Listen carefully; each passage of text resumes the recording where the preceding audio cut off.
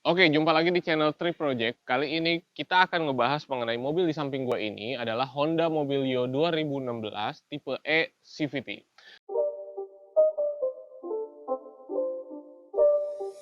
It's not a game, it's a rich thing.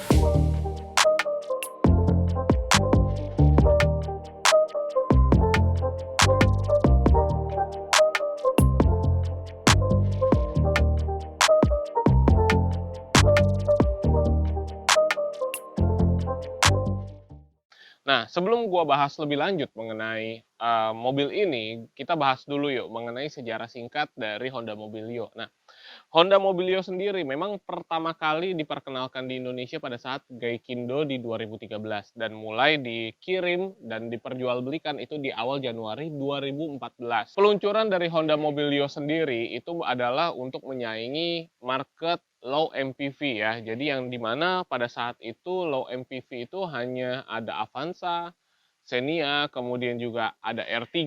Nah, gua rasa seperti itu sih. Nah, Honda sendiri ingin berkecimpung nih di market itu. Nah, pada saat awal peluncurannya pun sangat membludak ya. Mungkin pesanannya juga cukup banyak sehingga ya LMPV dari Honda ini cukup laris di pasaran.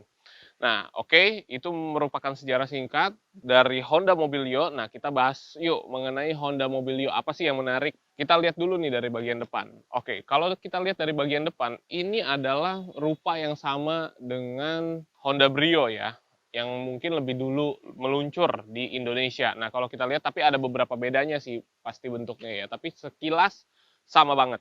Ya dari kap mesinnya, dari lampunya, tapi kalau dari grill dan juga bempernya itu sedikit ada perbedaan dengan Honda Brio. Nah, kalau kita lihat memang basisnya ini adalah LMPV, tapi ya gua rasa sih lebih kayak mirip-mirip agak ke sedan ya. Karena dia LMPV tapi yang dengan bentuk yang lebih rendah ya. Gitu. Kalau kita lihat dari lampu, lampu ini kalau yang di tahun 2016 juga belum LED, masih halogen biasa, semuanya juga masih halogen biasa.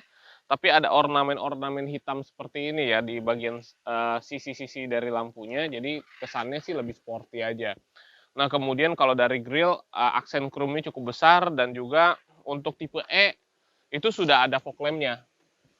Sudah ada fog lamp-nya ya. Oke. Nah, paling sih dari bagian depannya itu aja sih yang gue mau kasih tahu. Tapi kita lanjut lagi ke bagian samping yuk. Oke, kita sudah ada di bagian samping dari sebuah Honda Mobilio 2016. Nah, kalau kita lihat memang kalau dari samping ini ya cukup pipih ya bentuknya ya. Jadi agak rendah juga nih dari dengan LMPV dengan 7 penumpang, tapi gua rasa ini bentuknya juga cukup masih manis juga nih dari bagian sampingnya. Karena dia adalah ya mirip-mirip kayak station wagon zaman dulu ya, tapi ya bentuknya gua rasa cukup sporty juga. Nah, kalau kita lihat mungkin kita bahas dari velg dulu. Kalau velg ini memang udah nggak standar nih dari pemiliknya, jadi udah diganti dengan velg HSR Ring 16, tapi kalau standarnya sendiri dia itu adalah velg dengan ring 15. Tapi dia juga belum ada diamond cut ya. Jadi kalau untuk tipe E-CVT itu masih velg yang berwarna silver. Tapi kalau untuk yang E-Prestige dan juga yang tipe RS itu sudah diamond cut ya. Jadi ada dua warna gitu deh. Nah, kemudian kalau kita lihat dari spionnya, spionnya sudah ada lampu sein ya di spion. Kemudian pastinya sudah elektrik juga nih spionnya. Tapi ini belum retract ya. Kalau tipe E ini masih belum retract, jadi belum bisa ngelipat sendiri nih. Lipatnya masih mesti manual ya. Tapi kalau untuk tipe RS dia itu sudah retract ya. Oke, kalau dari bagian samping, nah kalau untuk handle pintunya juga udah nggak bukan yang naik begini nih. Jadi sudah model tarik ya.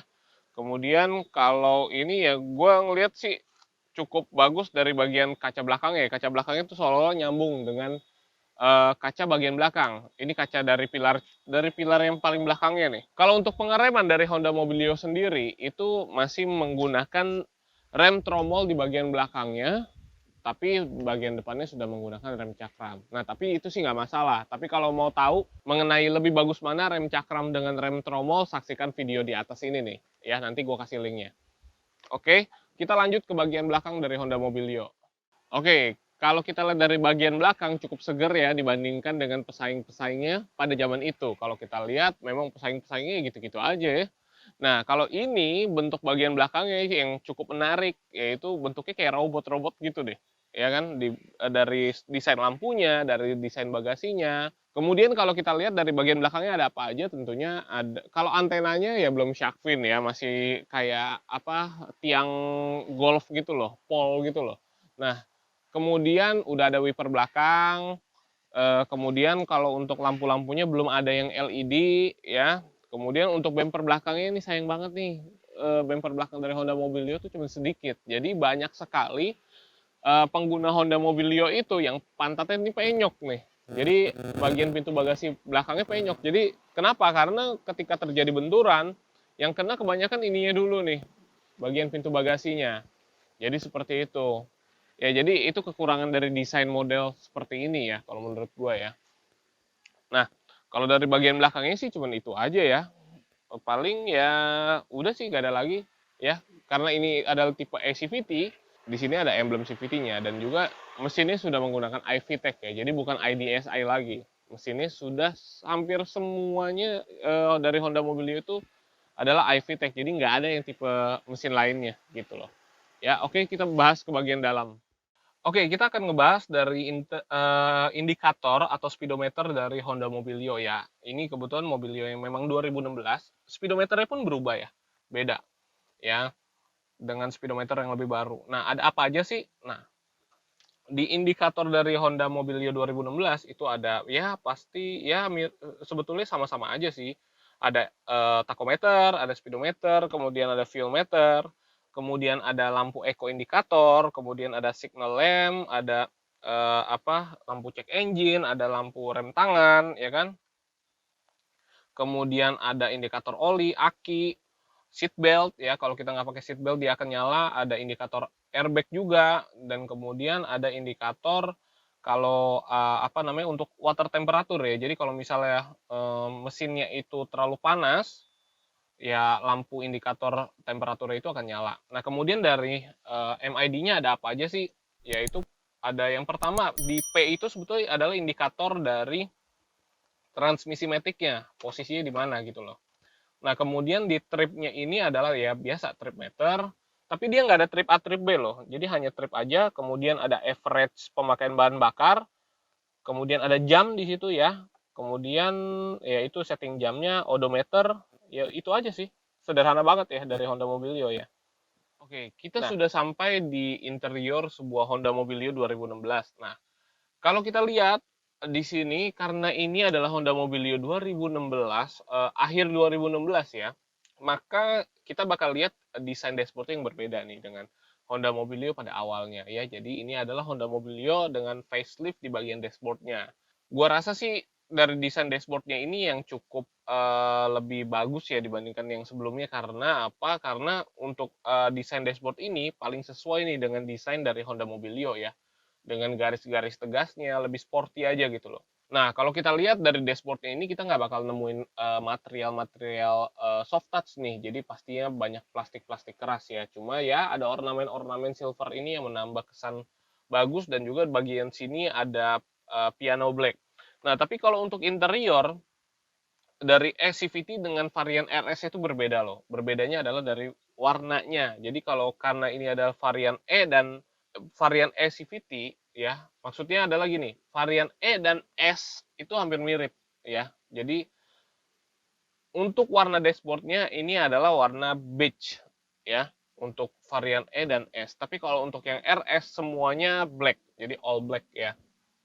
Jadi seperti itu bedanya. Nah, kemudian kalau kita bicara head unitnya ini kebetulan udah diganti ya dengan ownernya. Tapi kalau head unitnya standar dari Honda Mobilio tipe E itu juga ada layarnya, cuma nggak ada Bluetooth-nya. Jadi cuma ada USB, ada CD, udah gitu aja sih. Jadi ya cukup kuno sih menurut gue ya dengan mobil dengan harga 200 jutaan ke atas tapi masih belum ada Bluetooth. Oke, karena ini adalah varian Mobilio dengan tipe E, maka di sini dilengkapi kamera mundur ya. Jadi ini adalah fitur standarnya ya. untuk Mobilio tipe E dan juga RS. Nah, tapi kalau untuk tipe S enggak ya, karena di audionya pun head unitnya nggak ada layarnya. Nah, jadi seperti itu.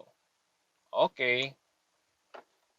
Oke, untuk bagian AC-nya sendiri sekarang kita udah nggak nemuin putaran-putaran kompor nih. Jadi sudah digital walaupun ini belum climate control ya. Jadi ya memang hanya operationnya ya pakai digital aja, tinggal pencet-pencet gitu doang. Nah, kemudian di sini juga ada cup holder, ini transmisi matic, tapi transmisi matic ini di bagian indikatornya ini nggak ada lampunya nih. Ya sayang banget, beda banget dengan Honda Jazz zaman dulu sama Honda City zaman dulu yang ada lampu-lampunya gitu loh. Jadi kalau gelap kan kita bisa tahu ya. Walaupun di sini di bagian speedometer sih ada indikatornya juga. Dan di sini belum ada armrest ya, sayang banget ya. Kalah nih dengan Sigra ya. Menurut gua, Sigra aja udah ada armrestnya ya. Nah, kemudian kalau ini untuk spion tengahnya udah dynamic view, kemudian untuk sun visornya ini udah ada kacanya, walaupun nggak ada lampunya ya. Kemudian kalau bagian pengemudi juga nggak ada kacanya nih, malah. Ya, itu aja sih. Jadi dan ini sudah dual airbag ya. Airbagnya sudah ada dua di bagian sisi pengemudi dan bagian penumpang depan. Itu aja.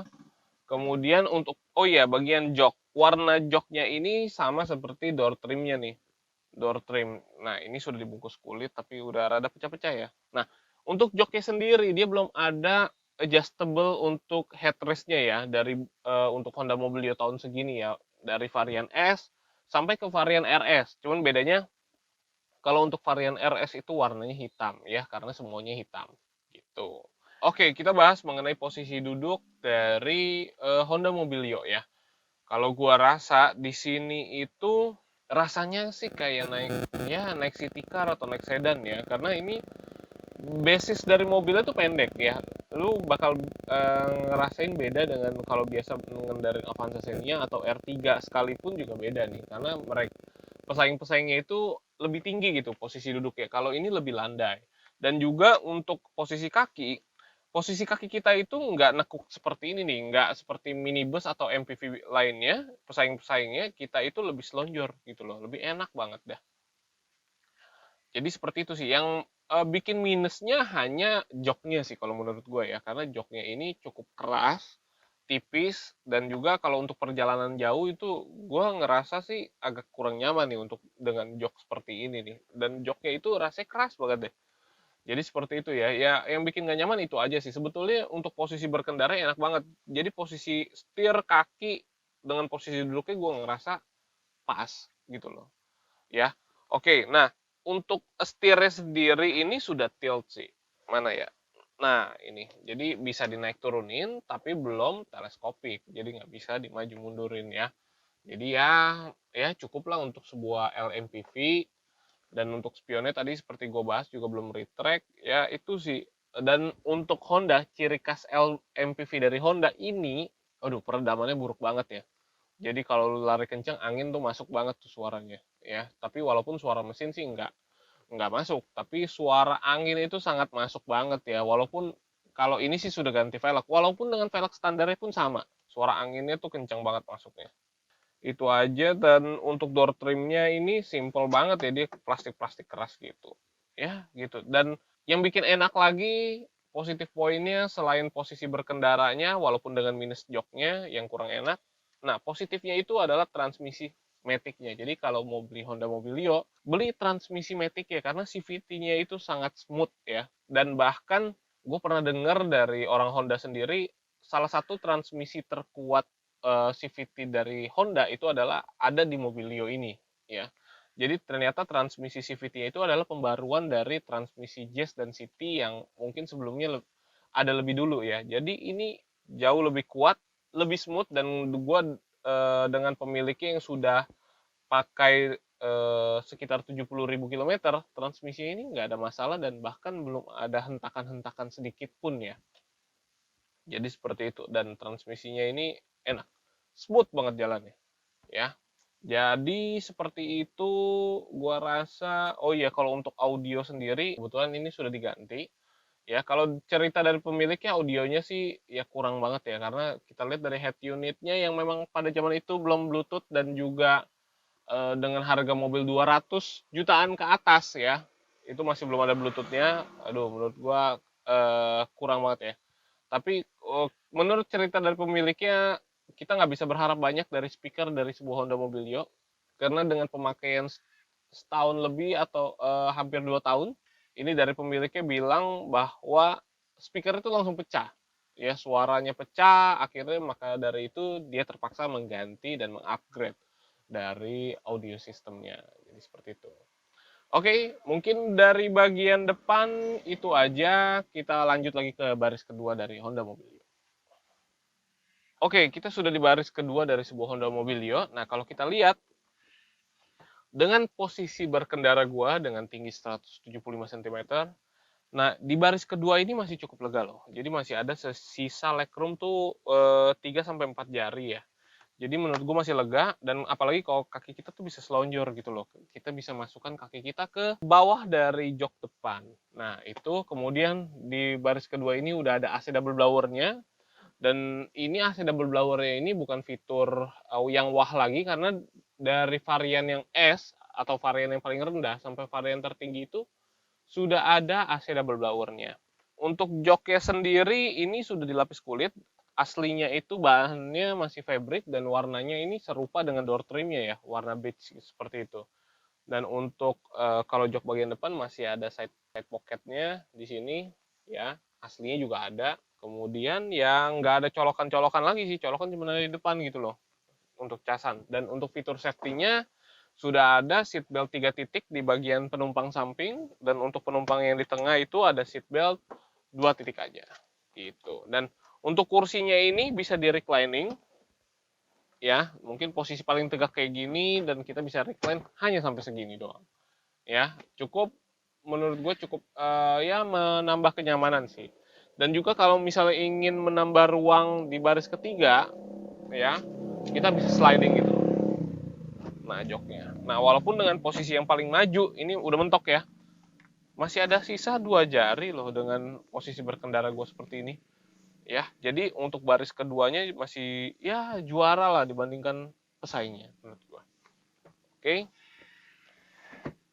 kita lanjut ke baris ketiga. Oke, sekarang kita akan mau masuk ke baris ketiga, tapi sebelum itu gue akan ngebahas sebuah hal unik yang menurut gue sih aneh ya dari Honda Mobilio ya. Jadi yang pertama adalah untuk headrestnya ini, untuk baris kedua dan baris ketiga ini bisa di-adjust loh. Ya, bisa diatur ketinggiannya ya. Wah, bahkan bisa jatuh. Nah, tapi untuk di bagian depan kok aneh ya? Menurut gue bagian depannya malah fix gitu loh. Sedangkan mobil ini kan orientasinya sebetulnya di pengemudi ya, di pengemudi. Kenapa? Karena mobil ini walaupun ini mobil penumpang, tapi kan jarang banget ya mobil ini dipakai menggunakan supir ya. Jadi ya harusnya sih orientasinya ke pengemudi ya. Jadi ya kenapa yang depannya headrestnya fix, tapi yang bagian baris kedua dan baris ketiganya kok malah bisa di-adjust. Nah itu sih yang menurut gue bikin aneh. Itu aja sih. Nah ya tapi ya sudahlah, itu emang ciri khas dari Honda yang suka bikin yang kayak gitu. Kita akan ngebahas cara masuk ke baris ketiga dari Honda Mobilio. Jadi untuk jok baris keduanya ini udah one touch tumble loh. Jadi kita tinggal pencet, nah dia sudah bisa naik. Nah kemudian tinggal masuk aja deh. Ya, udah. Oke, seperti itu. Nah, kita pasang dulu, tadi copot, sorry. Dengan postur gue yang 175 cm, menurut gue baris ketiganya ini manusiawi banget ya. Ini masih muat mungkin ya pastinya 2 orang sih kalau untuk nyaman, tapi kalau untuk anak kecil mungkin bisa 3 orang. Nah, untuk legroomnya masih ada 4 jari dengan posisi baris keduanya itu tegak ya, dan ini kayaknya tadi belum dimajuin full ya. Ini tadi gue udah mundurin lagi dengan posisi duduk gue di baris kedua seperti awal. Nah, untuk legroomnya masih ada 4 jari, untuk headroomnya ini masih ada 5 jarian loh, masih ada 5, ya 5 jari lah. Dengan postur gue 175 cm, ya menurut gue masih lega banget nih, manusiawi banget. Dan bahkan untuk headrestnya ini ya kita tahu bisa di-adjust. Nah, jadi bisa seperti ini deh. Dan di sini ada 2 cup holder, kiri dan kanan, kemudian ada kayak semacam tempat penyimpanan HP kali ya di sini ya. Dan kemudian speaker belakang ini bukan ada di pintu baris kedua, tapi ada di bagian belakang ini loh. Itu tapi untuk ini nggak bisa di sliding, tapi ini bisa di reclining sedikit. Nah, segini doang nih recliningnya nih. Ya lumayan sih, walaupun di reclining masih ada 2 jari untuk headroomnya. Masih nyaman menurut gue. Kalau kita mau supaya lebih lega lagi untuk legroom ya kita tinggal majuin aja deh di jok baris keduanya. Itu aja sih. Nah, kemudian selanjutnya kita akan masuk ke bagian bagasi. Kita bahas, yuk. Oke, sekarang udah masuk ke bagian bagasi dari Honda Mobilio. Nah, kalau Honda Mobilio sendiri untuk buka bagasinya masih ada engselnya di sini. Jadi kita tinggal buka gitu. Jadi ya memang praktis juga sih. Kalau mobil zaman dulu kan kita harus bukanya lewat kunci. Kalau ini udah ada tuasnya ya. Nah, kalau kita lihat dari sisi bagasi, bagasinya ini cukup lega ya menurut gua. Dengan jok baris ketiga itu sudah diberdirikan, ini masih ada lega banget nih. Kita lihat nih, sound system aja masih ada muat spare lagi nih. Kisaran mungkin 7 jarian. Dan di sini dengan adanya sepatu masih muat lagi ya menurut gue. Nah, kalau kita mau ruang bagasi lebih ya kita tinggal lipat aja deh joknya. Kita tinggal lipat dan di sini ada talinya nih. Ada talinya yang memang harus kita tarik. Mana ya si tali? Nah, ini kayaknya harus lipat dua-duanya deh. Kemudian ada tali di tengah nih, di bagian tengah. Nah, oke. Nah, kalau kita mau ruang yang lebih lagi, ya kita tinggal tarik aja deh. Dan cangkolin ini di sini supaya lebih safe. Hop, hop. Udah. Jadi seperti itu bagasi dari sebuah Honda Mobilio. Ya. Selanjutnya kita bahas dari sisi mesin yuk. Jadi ada yang menarik nih dari sisi mesinnya. Oke, kita sudah sampai di bagian mesin dari sebuah Honda Mobilio ya. Nah, yang unik dari Honda Mobilio adalah mungkin teman-teman banyak yang memperkirakan bahwa mesin ini adalah mesin yang sama dipakai dengan Honda Jazz dan Honda Freed. Tapi kenyataannya ini adalah mesin yang berbeda. Ini adalah mesin yang terbaru loh. Jadi dengan kode L15Z1. Kalau sebelumnya Honda Jazz dan Honda Freed itu menggunakan kode mesin L15A. Nah, jadi bedanya apa sih? Bedanya adalah yang pertama dari bobot dari mesin ini yang lebih ringan diklaim oleh Honda. Nah, kemudian juga dari piston yang sudah di coating jadi meminimalisir gaya gesek. Lalu ada low tension oilnya, kemudian juga ada setting dari iVTEC-nya yang diklaim oleh Honda lebih optimal di putaran bawah dan putaran atasnya gitu loh. Nah, walaupun tenaga yang dihasilkan lebih rendah nih. Jadi gini, tenaga yang dihasilkan dari Honda Mobilio dengan 1500 cc-nya itu hanya 118 PS dan torsinya hanya 145 Nm. Nah, memang lebih rendah dibandingkan Honda Jazz dan Honda Freed yang tenaganya itu di 120 PS ya. Nah, kok bisa lebih rendah sih? Nah, Honda mengklaim bahwa kenapa lebih rendah karena ini menyesuaikan dengan pemakaian bahan bakar Indonesia ya yang dengan oktan dan juga kualitas bahan bakar mungkin yang lebih rendah juga. Nah, kemudian juga Honda juga mengklaim bahwa Honda Mobilio ini lebih irit gitu loh. Jadi supaya untuk lebih apa ya?